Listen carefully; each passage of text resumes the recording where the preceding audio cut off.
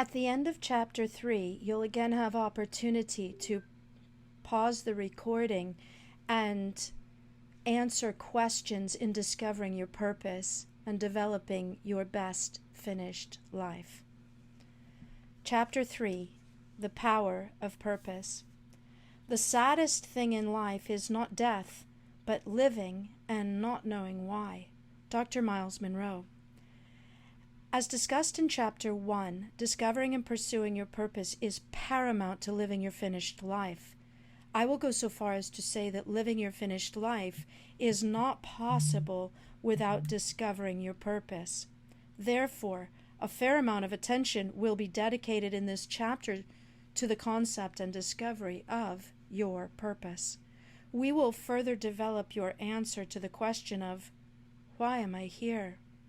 The concept of purpose can seem abstract for some, so let's warm up by discussing purpose as it relates to things. Just look around you and you will see that things were created with specific purposes or with a predetermined problem to solve. For example, consider these things. Watches solve the problem of telling time. Cars solve transportation problems. Glasses solve eyesight problems. Phones solve communication problems. Clothes solve nudity problems. Alarms solve security problems. Conceptually, it might be easier to see how inanimate objects such as watches, cars, and phones were created with the predetermined purpose or problem they were designed to solve. However, many people struggle to accept that their own lives were created with a purpose, a set of predetermined problems or outcomes they have been uniquely designed to solve. In fact, unfortunately, many people today hold to the notion that their lives, in addition to human existence, are nothing more than random acts of natural selection spread over billions of years. The purpose of this chapter is not to engage in a full-blown discussion of creation theory. My primary intention, as stated earlier, is to establish that the finished life only exists as a possibility inside the context of purpose. Why is that? Because without purpose, there is nothing to finish. Our purpose provides the work, problems, and opportunities that we get to invest our time, talents, and passion into while living out our finished life. Jesus spoke these words, lifted up his eyes to heaven, and said, Father, the hour has come. Glorify your Son. I have glorified you on the earth. I have finished the work which you have given me to do. John 17:1 and 4. We get the opportunity to live the finished life because God the Father has purposed us with work to do. Jesus in this passage is making a direct connection between work and glory. When you think of work, is glory the first word that comes to your mind? What feelings, thoughts, or emotions are triggered in you by the word work? Are they empowering? Is it possible we have allowed work to have a negative connotation, something we don't really want to do and look to escape from on weekends, when really work is something that was designed to be glorious? If you're still struggling with the idea of having a God-given purpose, consider the examples of purpose relating to inanimate objects, such as watches, cars, and phones that we looked at earlier in the chapter. Consider this question: how is it that inanimate objects can be designed and created with purpose by human beings who are void of purpose? How can this be? How can something without purpose create something with purpose? Can purpose just appear? How can you give something that you have not? If so, how does that happen? And where does it come from? After much personal reflection, I have come to the following conclusion, and I offer this idea for your consideration. Human beings are created beings who have unique purposes designed and placed in them by an intentional, purposeful creator. Therefore, living your finished life will require discovering and then passionately pursuing your purpose. Certain objects are easy to know how to use simply by observing their physical designs. For instance, a hammer and a screwdriver have different physical properties. Minivans and race cars have unique physical properties and designs that differ from one another. These differences in physical appearance provide insight into the purpose of each vehicle. Unfortunately, because humans are physically similar to one another, identifying purpose is not as simple as observing just physical characteristics. This is why I will repeatedly use the word discovering as the process for identifying your purpose, because it is through discovery that we uncover the purpose already inside each of us. Benefits of life on purpose. The identification and purpose and pursuit of your purpose will produce significant benefits. Here are just a few examples of the benefits to passionately pursuing your purpose. Understanding of purpose makes it less likely that you will abuse the people, situations, and things in your life. The word abuse is comprised of two words that have been put together and made up into one word, abuse.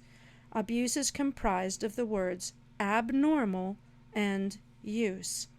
Anytime the purpose of someone or something is not known, abuse, at a minimum, is likely, if not inevitable. Let's start with considering the abuse or misuse of things.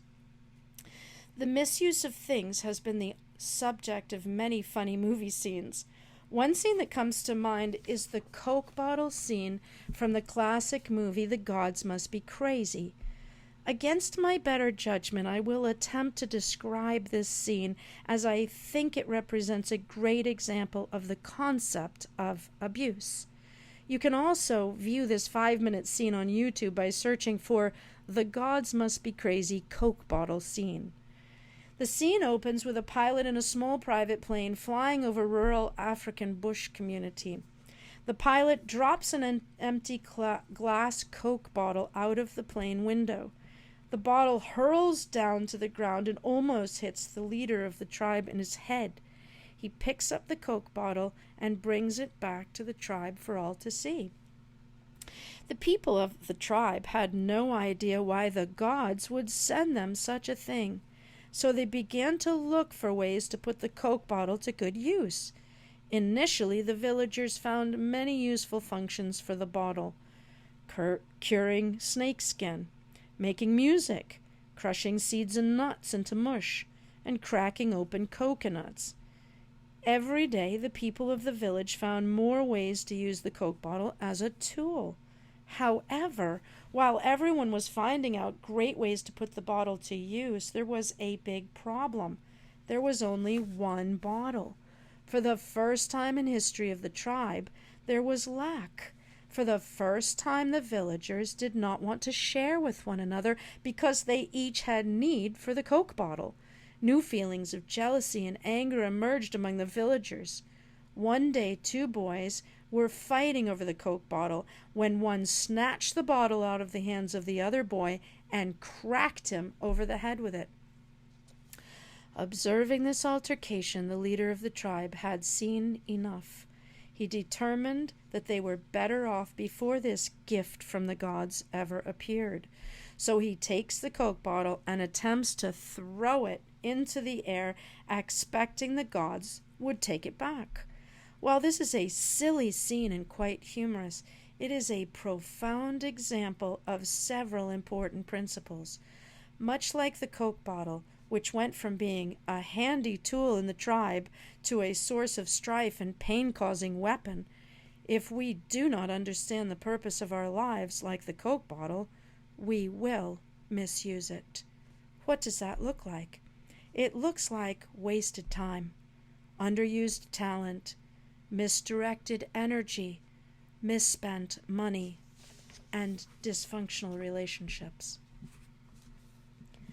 Purpose as a pathway to humility.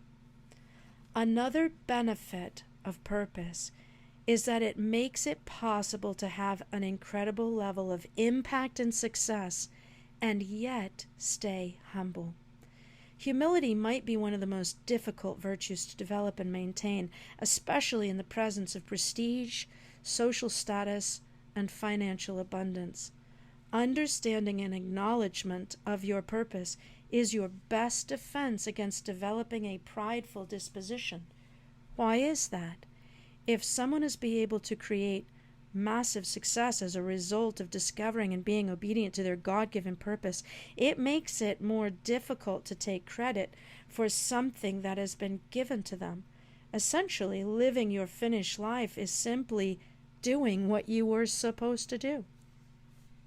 Jesus teaches this concept to his disciples with the following story. Suppose one of you has a servant plowing or looking after the sheep. Will he say to his servant when he comes in from the field, "Come along now, sit down and eat"? Won't he rather say, "Prepare my supper, get yourself ready and wait on me while I eat and drink. After that, you may eat and drink"? Will he thank the servant because he did what he was told to do? So you also, when you have done everything you were told to do, should say, "We are unworthy servants. We have only done our duty." Luke 17:7-10. Your purpose was not your idea. There is nothing you did to receive your purpose or the gifts, talents, and ability needed to fulfill it. All of it was given to you by a purpose-filled Creator. It was God's decision, not yours. How can any of us boast or brag about something we had nothing to do with? In fact, the greater the purpose and life assignment, the greater and more humble we ought to become. Individuals committed to living the finished life will increase in humility and gratitude as they develop their gifts and talents in pursuit of their purposes. The power to be me. Once you have discovered your unique God-given purpose, it makes it possible to resist the temptation of imitation. Imitation of others is to forfeit your own purpose. This was so important to Jesus that he continually stated what his purpose was and warned his disciples on many occasions to not imitate the religious leaders of time. Your purpose cannot be taken from you, but you can forfeit it by choosing to attempt to imitate others instead of discovering and committing to living your purpose. The price of forfeiting your purpose can be costly to you, to those you love, and to the community you're a part of. I believe the greatest price ever paid by someone who forfeited their purpose is found in the story of Lucifer. He started out as one of 3 archangels in heaven. Lucifer held a position of great honor and was the most beautiful ever created by God. His job was to bring worship unto God. He was an incredible singer and musician. He held the highest angelic position of honor. However, all this was not good enough for him. Lucifer decided that he no longer wanted to fulfill his purpose of bringing worship to God. Instead, he wanted to be the object of worship, to replace God in the seat of glorious eminence. Below are excerpts from the Bible that describe Lucifer's created beauty and purpose and tells the story of his fall. You were the seal of perfection, full of wisdom and perfect in beauty. You were in Eden, the garden of God.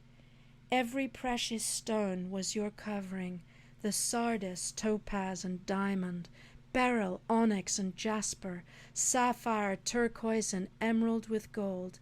The workmanship of your timbrels and pipes was prepared for you on the day you were created.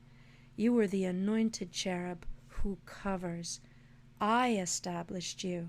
You were on the holy mountain of God. You walked back and forth in the midst of fiery stones. You were perfect in your ways from the day you were created, till iniquity was found in you. By the abundance of your trading you became filled with violence within, and you sinned. Therefore I cast you as a profane thing out of the mountain of God, and I destroyed you, O covering cherub. Ezekiel 28:12 through 16. How you are fallen from heaven, O Lucifer, son of the morning! How you are cut down to the ground, you who weakened the nations! For you have said in your heart, I will ascend into heaven. I will exalt my throne above the stars of God. I will also sit on the mount of the congregation on the farthest side of the north. I will ascend above the heights of the clouds. I will be like the Most High. Yet you shall be brought down to Sheol, to the lowest depths of the pit. Isaiah 14:12 through 15.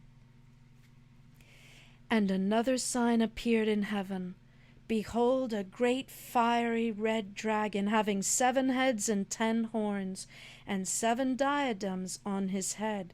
And his tail drew 1/3 of the stars of heaven, and threw them to the earth. And war broke out in heaven. Michael and his angels fought with the dragon, and the dragon and his angels fought, but they did not prevail, nor was a place found for them in heaven any longer. So the great dragon was cast out, that serpent of old called the devil and Satan, who deceives the whole world. He was cast to the earth, and his angels were cast out with him. Revelation 12:3 through 4 and 7 through 9. Many people believe that the first sin committed was that of Adam and Eve in the Garden of Eden, when they ate of the forbidden fruit. As you might recall from that story, the serpent that tempted Eve in the garden was called Satan, who was the fallen archangel Lucifer, after he was cast out of heaven. Therefore, the first sin committed was Lucifer's sin of forfeiture of his purpose because of his desire to be God. Pride, jealousy, and covetousness of God's position of honor and authority caused Lucifer to be cast out of heaven for all eternity. Lucifer didn't fall alone. 1/3 of all the angels bought into his plan to overthrow God, and likewise were also cast out, and will suffer the same eternal fate as Lucifer. Given the severe punishment to Lucifer for violation of his purpose, I would encourage you to take on the pursuit of purpose seriously. As you continue to read and work through the topics covered in this book, we must be careful to not be deceived into forfeiture of purpose. This temptation to imitate will be especially great for those who, like Lucifer, are talented and have significant gifts, abilities, and influence. Like Lucifer, the more talented and influential one is, the easier it is to lead people astray on what could be a costly journey if we have made the mistake of abandoning our purpose for the pursuit of someone else's purpose. Isn't it interesting that Satan came to Eve and tempted her with the same sin he committed, the desire to be like God? Now the serpent was more cunning than any beast of the field which the Lord God had made. And he said to the woman, Has God indeed said, You shall not eat of every tree of the garden? And the woman said to the serpent, We may eat the fruit of the trees of the garden, but of the fruit of the tree which is in the midst of the garden, God has said, You shall not eat it, nor shall you touch it, lest you die. Then the serpent said to the woman, You will not surely die, for God knows that in the day you eat of it, your eyes will be opened, and you will be like God, knowing good and evil. So when the woman saw that the tree was good for food, and that it was pleasant to the eyes, and a tree desirable to make one wise, she took of its fruit and ate. She also gave to her husband with her, and he ate. Then the eyes of both of them were opened, and they knew that they were naked. And they sewed fig leaves together and made themselves coverings. Genesis 3:1-7. Satan knew all too well the pull of this temptation, the desire to be like God. He was able to get Eve to bite, who in turn was able to get Adam to bite, and thereby fall into Satan's trap of pride and deception.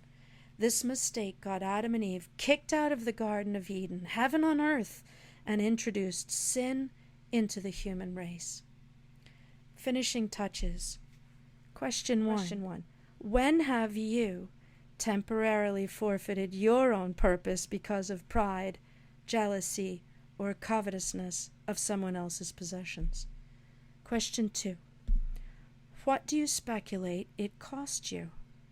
Question 3. Was there anyone following you who was impacted by your error? If so, what did it cost them? Finisher's focus. The pursuit of purpose provides a much-needed focus required to finish. Without identification of purpose, there is no target to focus on. Without a target, it's not possible to measure how far away or how close you are to the bullseye. Without the concept of purpose, there is no method to measure the success of your life. Without your individual purpose as your personal bullseye, the only way to measure success is to compare yourself to others. Success in this way now becomes a comparative exercise, which is a dead end that can either lead you to feeling defeated or arrogant, neither of which are empowering. I don't believe we are designed to compare ourselves to others. Relativism is a destructive force rooted in distraction, aimed at getting your eye off your own individual purpose and onto others. The focused pursuit of your purpose allows you to know what to say yes to, and just as important, what people and opportunities to say no to. Every time you say yes to something, you are spontaneously saying no to something else. Let us consider the example of someone who is focused on reaching the goal of becoming debt-free. Every time this person says no to the purchase of an unbudgeted item, this person is saying yes to becoming debt-free. In contrast, every time this person says yes and purchases a discretionary unbudgeted item, he or she is saying no to debt freedom by taking steps away from the goal of debt elimination. Commitment to a specific goal and/or purpose offers protection from the impulses and distractions that life seems to regularly confront us with. Fulfilling your purpose and living the finished life will require radical focus. As you advance onto your purpose, the path becomes narrower, and in certain seasons of your life, it can become uncomfortably narrow. Enter through the narrow gate, for wide is the gate and broad is the road that leads to destruction, and many enter through it. But small is the gate and narrow the road that leads to life, and only a few find it. Matthew 7:13 and 14. Jesus appears to be preparing his disciples for important decisions that they would need to make once he was gone. Jesus says that the road that leads to life is narrow and that only a few find it. There are approximately 7 people in the world today. All of us are living, and yet how many of us have found the narrow road that's leading to life? I believe the narrow road that Jesus is talking about has application to your path and purpose. The word narrow is translated from the Greek word thlebo. While one of the meanings of the word thlebo is narrow, I believe the other meanings of the word provide us with a deeper understanding of Jesus' warning. Another meaning of thlebo is to press hard upon, like someone would press grapes into juice. An additional meaning for the word is to compress, to be contracted, and yet another is to be troubled, afflicted, and distressed. This principle can be applied to your overall life and the achievement of a worthwhile goal. In our earlier example, we discussed someone who had set the goal of becoming debt-free. Let's examine the goal in the context of Phlebo. Narrow. Becoming debt-free certainly represents a narrow path that few find, especially in the United States, where the proliferation of credit card offers and easy finance programs on cars and houses make it easy for families to quickly find themselves in over their heads in debt. Compress and contract. Getting out of debt and staying out of debt requires a discipline around budgeting and contracting your desire for material things. Troubled and afflicted. It is quite common for families that have decided to become debt-free to receive criticism and even lose relationship with certain friends. In working with individuals to help them become debt-free, I have heard countless stories where they had to tell friends that they could no longer go out to eat with them quite so often, or that they would no longer be able to go on as many vacations or weekend getaways because of their commitment to get out of debt.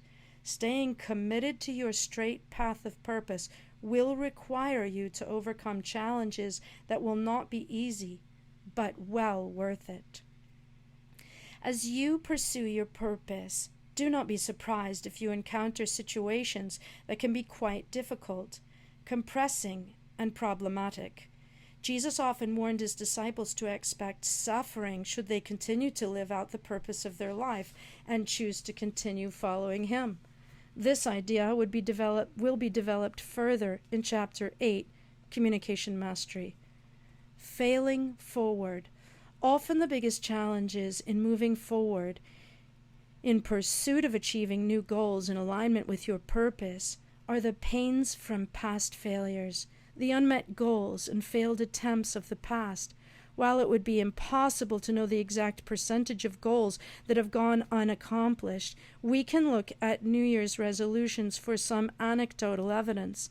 In a 2009 survey performed by media group The Guardian, 78% of people polled admitted to failing to keep their New Year's resolution.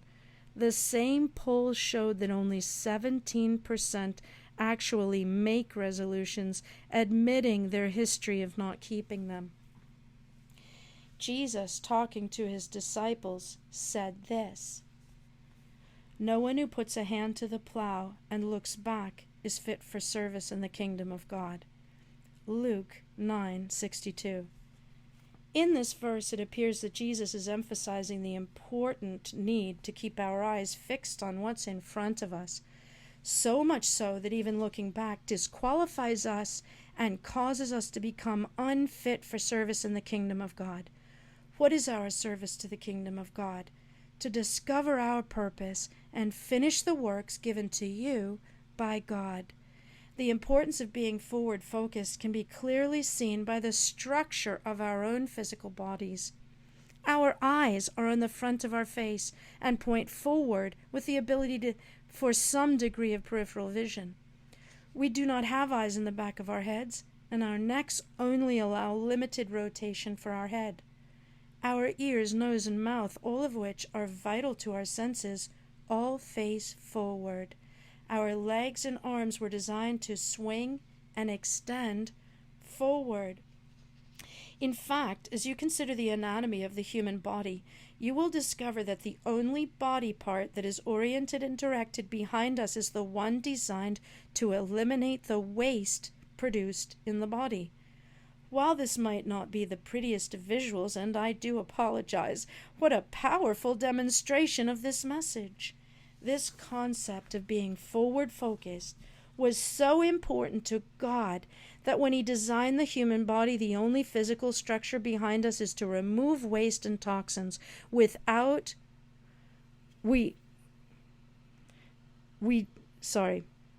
only physical structure behind us is to remove waste and toxins we don't need, and which, if not removed from our bodies, would cause us to become sick and die.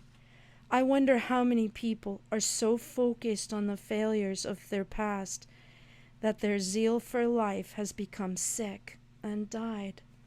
Imagine driving your car with only your rear view mirror. How would that turn out? How fast would you go forward if all you could see was your rear view? There is a reason why the windshield of the car is massive in comparison to the size of the rear view mirror. How big have you made your rear view mirror? How small have you shrunk your windshield? When should be a good time for you to fix that? Living your finished life will require the focused pursuit of purpose. Regardless of past disappointments and failures, pursuit of your purpose will cause all past experiences to be turned around and used for your good. How can I say that with such confidence? It is a promise found in Scripture and is conditionally available to all of us. And we know that all things work together for good to those who love God, to those who are called according to His purpose. Romans 8:28. Notice that it says, all things work together for good. Yet we know that not all things in life are good. Many of us have suffered and had experiences that we would not categorize as good. However, if we choose to love God and pursue our God-given purpose, He promises to take all the hurtful, painful, not good experiences of our past and turn them around to our best advantage. I have many personal experiences of this and can also provide countless stories of individuals who have leveraged their times of greatest challenge and disappointment to prepare and propel them into purpose and destiny. I acknowledge that this might sound like one of those cliche sayings like, it's all good, or it'll all work out in the end. What can I tell you from my personal experience? With absolute complete 100% confidence, this is a real promise available to you today. Your choice to love God. Let Him love you. Will you passionately pursue your purpose? This activates a powerful redemptive force in your life. I look back on countless situations that I have experienced that were not good. Many of them, in fact, were painful, hurtful, destructive, and yet day by day, week by week, month by month, and year by year, I see more and more the mounting evidence for redemptive power as these events, one by one, have been and are being turned around for my good. It's a mystery that I can explain one way. It's the goodness of God. Redemption is one of the ways that the heart of a good and perfectly loving Father is demonstrated in our lives. Purpose leads to perseverance. Identifying your purpose allows you to tap into the emotional vigor that will be needed to persevere until the work is finished. It has been my experience that in the absence of a purposeful pursuit, the pursuit of worthy assignments will be soon abandoned. Connection to your purpose will cause you to push through the pain and inspire you to do things you might not want to do, but know you must do in order to finish. Childbirth is the great example of this. I would speculate that there is not a woman alive who would voluntarily sign up to carry someone inside their body for 9-10 months, gain 30 to 70 pounds over that period of time, be physically uncomfortable for months on end, to then undergo extreme discomfort and pain of childbirth just to see how it feels. Women all around the world and throughout history continue to be willing to undergo this process because of the hopeful expectation that the end result will be a beautiful, healthy child. The baby at the end of the process gives pain a purpose. I have personally been present in the room when my wife, Suzette, delivered naturally all 3 of our children. The intensity and pain of the natural birthing process rises as the woman dilates and the contractions increase. As the intensity builds, I have seen my calm, sweet, loving wife turn into, well, let's just say not so calm or sweet woman as she screamed her way through the final intense pushes. required to deliver our children. Due to my wife's history with back issues, she was not able to receive an epidural to help block the pain for any of the 3 births. After witnessing the births of each of my children, I noticed something that was strange yet powerful. I noticed, and must admit I was surprised, at just how quickly my wife, who seconds before had been in the most excruciating pain of her life, was within mere seconds immediately transformed back into the sweet, loving, joy-filled woman I married, as she clutched the newest addition to our family. The previous painful memories from just seconds before were gone, as if they never happened. The pain was displaced by intense pleasure, and the painful suffering turned to joy all so suddenly. A woman, when she is in labor, has sorrow because her hour has come. But as soon as she gives birth to the child, she no longer remembers the anguish for the joy that a human being has been born into the world. Therefore, you now have sorrow, but I will see you again, and your heart will rejoice, and your joy no one will take away from you. John 16:21 and 22. In this passage of Scripture, Jesus illustrates this point with the same example of the birthing process. He wanted to prepare his disciples for the suffering they would experience once the hour came for him to be crucified. He knew that regardless of how many times he told them that this would need to happen, they still didn't get it or believe him. However, in this same message, Jesus also wanted to encourage his disciples not to despair, that soon enough the pain and sorrow they would experience would be turned into everlasting joy and rejoicing that could not be taken from them. If you are pursuing your purpose, undoubtedly you will at times face struggles and disappointments. These can be painful. Are you willing to push through the pain to experience the joy of the reward? Women are able to endure the 9 to 10 month process of childbearing because they have certainty that the joy of achieving the reward of a new baby will cause all the painful experiences and sleepless nights to shrink in comparison to the joy of their newborn child. Do you have the certainty that the rewards waiting for you at the finish line are worth it? I encourage you to spend some time with this question.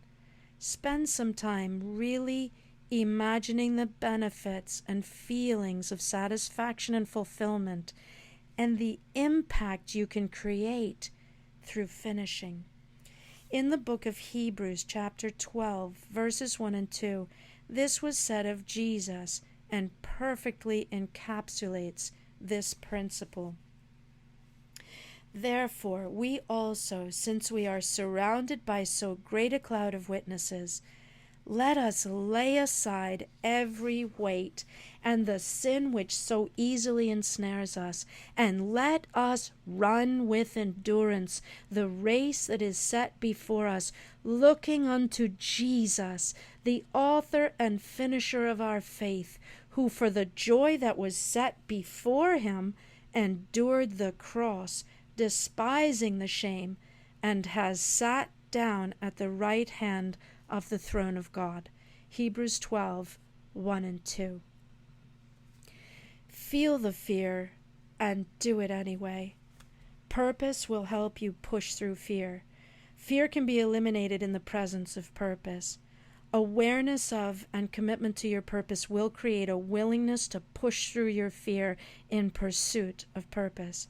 Fear is a common deterrent that stops many people from realizing their potential and living their finished life. A person living on purpose will not be stopped by fear. Why not? Because the fear, pain, and potential regret of not achieving his or her purpose, the pain of missing out on the fullness of joy promised, is so much greater than the potential pain involved in taking the necessary steps to realizing full potential. The topic of fear will be addressed again in the last chapter of this book, but I think it is fitting as we lay out some of the many benefits to include this here in this list. This one benefit, becoming fearless, just might be the thing that causes you to commit to discovering and pursuing your purpose. What would you attempt if you knew you could not fail? Begin to consider to what extent you are allowing fear to keep you from pursuing purpose. Purpose ignites passion and keeps it burning. Living on purpose, as we have discussed, creates access to an energy source that makes it possible to persevere past any and all short-term pain and obstacles. Why? Purpose leads us into and ignites passion. What is passion? Passion is a strong, barely controllable emotion. It is an intense emotion, compelling feeling, enthusiasm, or desire for something. Desire and enthusiasm for something creates a hunger and awareness of things, people, and situations that you believe can help bring about the outcome you desire. Passion makes you smarter, as it creates a target for your brain to focus on, which makes it much easier for your brain to filter out information that is not important and bring to your attention only what is important. While this is only a partial list of the many benefits from identifying and working on your purpose, let us turn our attention to helping you discover or gain better clarity about your purpose. The first exercise is called Signposts to Purpose. It is a series of questions designed to begin to uncover areas of passion, gifting, and skill that might provide signs that can point you in the direction of your purpose. Please write your answers to these questions below by pausing the recording after each question. Think of this as more like a brainstorming session and just quickly jot down what first comes to mind. Signposts to purpose. First question: what do you do that brings you incredible joy? What do you do that when you're doing it, time seems to disappear? Third question: what do you love to learn and talk about? Fourth question: what do you love to do so much that you would do it for free?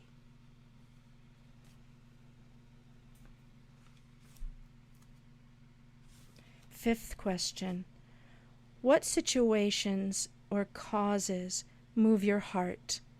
Homelessness, poverty, abuse, for example. Sixth question: what one problem or injustice, if you had the power to end, would you eradicate? Seventh question: what are your dominant gifts and skills? Eighth question: what comes easily to you that might be difficult for others? And finally, ninth question: what difficulties and challenges have you overcome that could be of benefit to others? Review the answers to your questions above. What jumps out at you? What have you learned? Based on the answers, how much time do you think you are spending doing things that you are passionate about and align with your purpose? Are you satisfied with that? If not, what can you do to begin to shift it?